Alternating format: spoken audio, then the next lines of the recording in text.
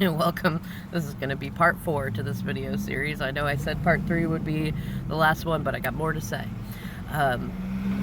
So as I was saying, I picked the tarot and astrology business.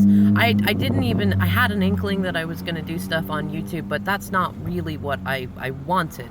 But I looked at the beginning of the year, especially when my DM and I had separated and he dived off the deep end too, like we both did, but man, when he goes, he goes. And I was looking at all of my failures and all the things I had learned and going, I need to pick something. I'd been living with my parents, my family, which was already a hard setback on my ego, and trying to manage most everything on my own, raising 2 kids. I knew that in the coming future it would be trying to raise my own 2 kids with my parents and possibly my aunt, who actually recently passed. I thought she would be after my parents because she's younger, but she passed before. And I knew that I needed to get my adulting game like way up from where it was. I spent way too much time focusing on my DM and my relationship and neglected a whole lot of other things. And those are stories for another time. But at the beginning of the year, I sat back and said, okay, I'm 34 years old. What am I passionate about? What am I nerdy about? What do I love doing, whether I make money at it or not?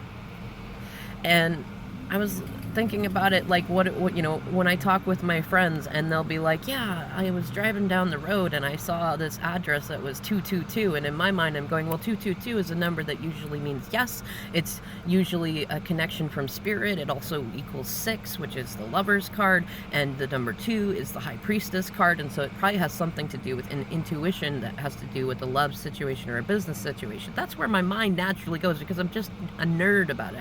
I love it. I love knowing the numerology of it. I love knowing the Jungian symbolism and psychology of it, and dream interpretations and totem meanings, and I just like it, I just like it. And I thought, you know what? I know that no matter what I pick, no matter what I do, I am much better suited to running my own business than I am to working a 9-to-5 job. And I want something that is lasting over something that is immediate. And I know that I have some time.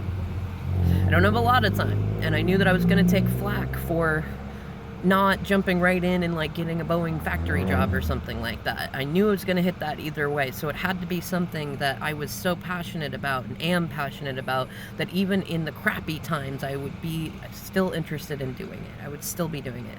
And ironically, between I think a karmic spiritual agreement from a past life and just my own, I have a hard time wanting to charge for such services as that. And I also know plenty of elders who have been in such lines of work, and I've heard many different realms of theory about compensation, whether that be money or time or other things like that. And what came to me is to just do it by donation and tribute. And I really wasn't sure how that would go.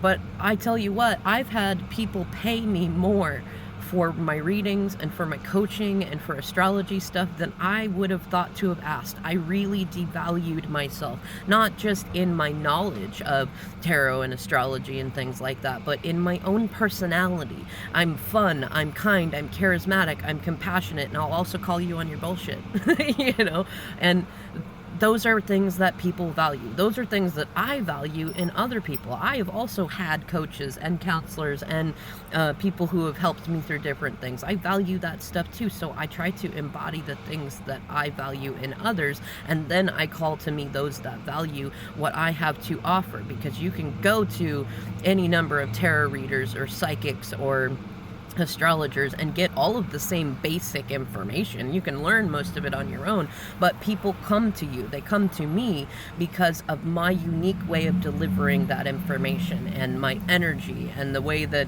as I got a wonderful comment from one of you, you'll probably know who you are, about they just love the way that I'll take a drag of my cigarette and say some wise shit while I'm blowing smoke out, right? And I have a complex about my smoking. It took me a long time to do videos because I didn't want to be seen as smoking in them, because it felt like I would just push so many people away, until I was like, you know what, I don't care. I don't care. Like, I'm working on my smoking, and if people don't want to watch because of that, then that's fine. We're not on the same vibration. It's cool.